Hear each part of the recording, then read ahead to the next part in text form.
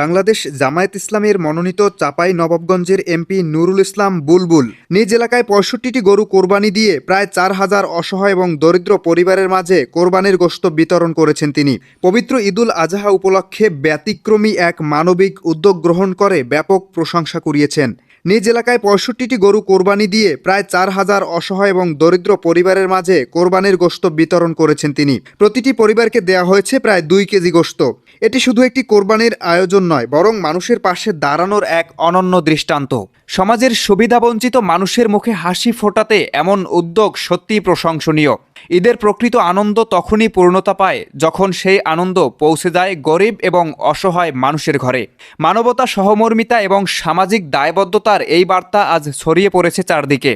নুরুল ইসলাম বুলবুলের এই মহৎ উদ্যোগে শুধু চাঁপাইনবাবগঞ্জ নয়, পুরো বাংলাদেশ জুড়েই সৃষ্টি হয়েছে ব্যাপক প্রশংসা এবং আলোচনার।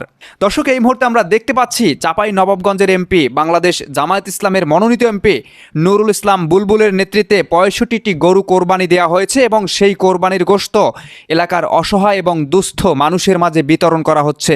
আমরা পাখির চোখে সেই চমৎকার দৃশ্যটি আপনাদেরকে দেখানোর চেষ্টা করছি। ৪,০০০ পরিবারের মাঝে সেই গোশত বিতরণ করা হয়েছে। প্রত্যেকটা পরিবারকে ২ কেজি করে গোশত দেওয়া হয়েছে।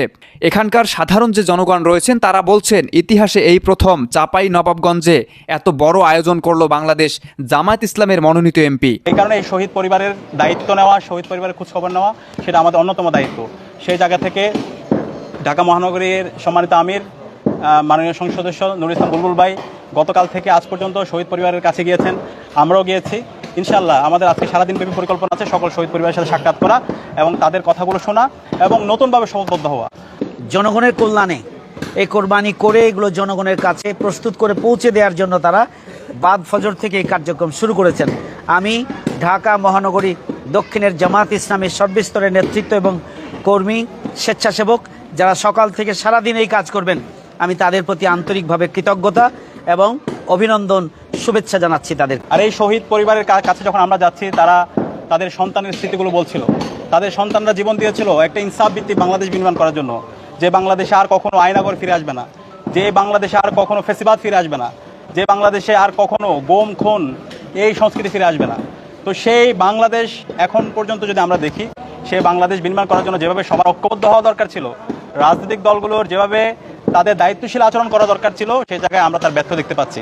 তা আমি সবাইকে অনুরোধ করব, পবিত্র ঈদুল আজহার আজকের এই পবিত্র দিন আমরা শপথবদ্ধ হই।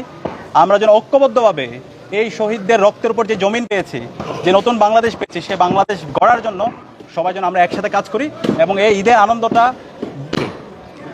কোরবানির গোশত স্বাভাবিকভাবে গরু জবাইয়ের পরে এখানে বর্জ্য তৈরি হবে।